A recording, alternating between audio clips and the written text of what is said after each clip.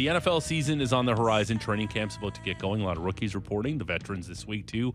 Super excited for the NFL season on the horizon to talk some Buffalo Bills football because there's some interesting storylines here around Buffalo. Sal Capaccio, Buffalo Bills sideline reporter for our pals at WGR 550 in Buffalo. Hey, Sal, thanks for doing this.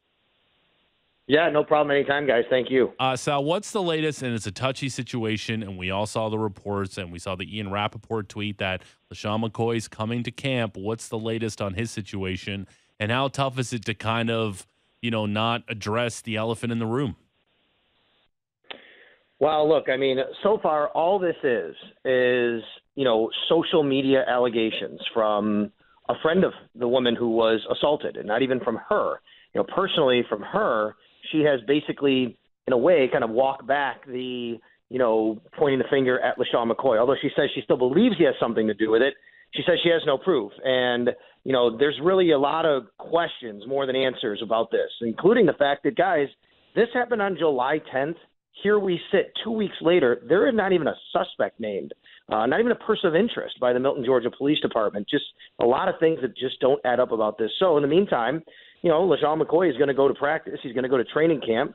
And until somebody says otherwise that he can't, the Bills are going to treat him like any other player. The whole situation is disturbing. So obviously something happened to this woman, Delicia Corden, and whether or not LeSean McCoy had something to do with it or not, it's still very unfortunate. So let's just think that if somehow he does get wrapped up in this again, if he is named, if charges are brought, and he's unable to start the season, what does it look like in the backfield then for Buffalo? Well, look, it's already an offense that has a lot of questions and people think is going to be near the bottom of the league with LeSean McCoy. You take away their best player who is on the fringe of being in the conversation for a Hall of Fame status in a few years after his career he's done.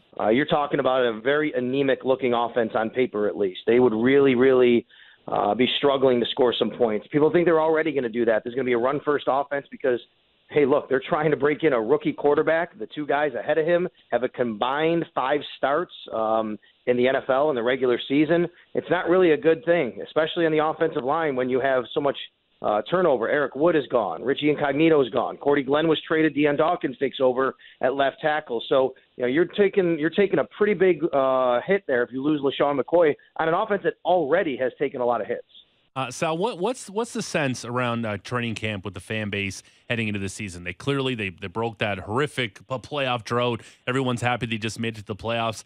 Bounces go their way. They could have even won that game in Jacksonville against the Jags. But as you mentioned, there's a lot of questions at the quarterback position, a lot of questions on offense. What's the sense of the fan base? It has to be optimistic, no?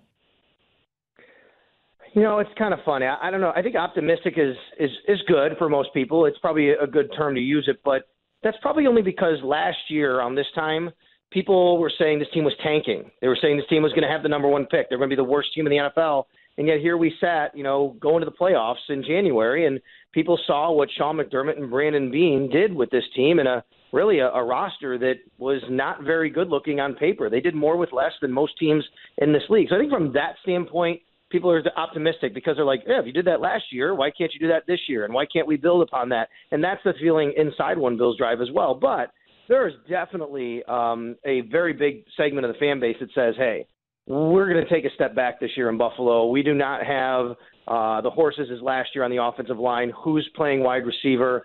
On top of that, who's the quarterback? A lot of people believe that they're going to take a step back without Tyrod Taylor. And then on top of it, look at Josh Allen, and is he even ready to play? So for a lot of people, even those people, though, might think, hey, it's okay as long as you know what Josh Allen is. Try and develop him, and that's what this year is about for those people. Yeah, Josh Allen getting a lot of comparison to Ben Roethlisberger. Big guy, low-key, agile, has arm strength, can throw on the run. But in a bigger sense, bigger picture, how important is it to this franchise that Josh Allen sticks and becomes a long-term solution and becomes someone that this team can rely on and build around for a couple of years? Well, it's everything. I mean, they haven't had that quarterback since Jim Kelly retired in the late 90s. The closest thing to it was Tyrod Taylor, with all due respect to Drew Bledsoe, who came in for a few years in Buffalo, and then obviously he moved on, but the team spent a first-round pick on J.P. Lossman. That didn't work out. They spent a first-round pick on E.J. Manuel. That didn't work out. They went through the Ryan Fitzpatricks of the world and the Matt Castles of the world. And, here we sit. Again, Tyrod Taylor breaking the playoff drought. He was a nice player for them, but they really believed that they needed someone who could be more of a franchise player who they don't have to worry about the position for at least a decade. That's what it would represent. They've been worrying about that position. They've been trying to find that position, and it's been the bane of this organization's existence, that position, since Jim Kelly retired, and they're hoping that finally they can find someone to solve all of that and not have to worry about it anymore. But, Sal, what's the best for the organization short-term, not long-term, to start the season at quarterback? Is it potentially A.J. McCarron? Maybe he plays great. Maybe they trade him, get some value out of him. Maybe Nathan Peterman. They can see, okay, maybe Nathan Peterman's a guy we can also flip as well as a young quarterback, because clearly Josh Allen's the future of the franchise. Short term, what would be the best option for Buffalo? The best option is still to have Josh Allen show that he can play in this league right away and win the job. Look, gone are the days of the NFL where general managers and coaches have time to wait for a guy. Now, I know unless you're behind a Hall of Famer like Aaron Rodgers was behind Brett Favre, that is a very rare circumstance. Jimmy Garoppolo behind Tom Brady, they were able to have that situation if they wanted it. But really, when you draft guys now, they have to play within the first 2 years. And for the Buffalo Bills, considering that A.J. McCarron and Nathan Peterman aren't, quite frankly, high bars to clear, they need Josh Allen to win that job if he can. Now, if he doesn't, that's fine. I think they can get by with one of those two guys starting. But the best case scenario is Josh Allen wins that job and he becomes the starter right away and shows that they can move on and move forward with the quarterback, because otherwise, guys, we're going to have the same questions this time next year. And we all know that quarterbacks and a favorite wide receiver, those tandems have a ton of success in this league. So if Josh Allen is the guy, he steps in, he's successful, or at least serviceable. Is Kelvin Benjamin that guy? And is it just a matter of using him in the right way? He's such a big body. And before we were talking, George is just like, he doesn't seem fast to me. He doesn't seem to have that quick wide receiver speed that we're used to, that explosiveness, but utilizing him in the right situation, maybe in the red zone where he got a ton of his touchdowns in 2016. Is that something that Buffalo can do to kind of help Josh Allen become more successful and on the same track kind of boost Benjamin's value?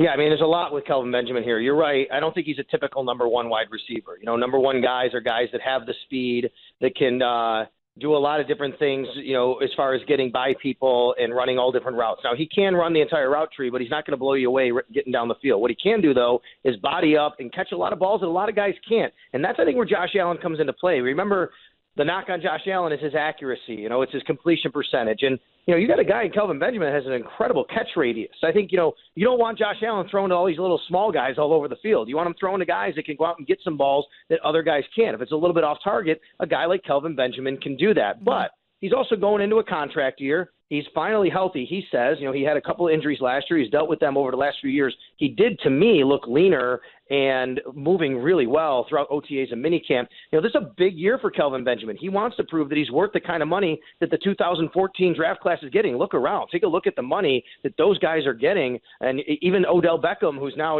going in through his contract situation. Sammy Watkins signed for $16 million a year. Mike Evans, $16 million a year. Kelvin Benjamin's part of that draft class. He wants to make that kind of money. The only way he's going to do that is by staying healthy and becoming a legitimate number one wide receiver. And as far as Josh Allen's concerned, yes, that would be the best of both worlds. If he could do that, and then the Bills could either franchise tag him or sign him to a long-term contract, you would have a 1-2 punch going forward. Although I think they still need someone to add that speed element to the offense at the wideout spot, which they don't have. Right. Is that Zay Jones, real quick, Sal? I don't know. We don't know what's going on with Zay. He had that bizarre incident in the downtown L.A. apartment complex. I'd say it was bizarre, yeah. He missed out weird. on missed out on OTAs and minicamp because he was injured. We think he's going to be okay for camp, according to the team. But right now, you can't rely on Zay Jones. So I would say no right now, but I think he'll have every opportunity once he comes in. He's not a fast burner. He's got some speed. They still need somebody who can get down the field a little bit more as things go on here. He covers the Bills for WGR 550 Sports Radio in Buffalo. Our pal Sal Capaccio. Sal, always fun. Thanks for doing this. We'll talk to you throughout the season.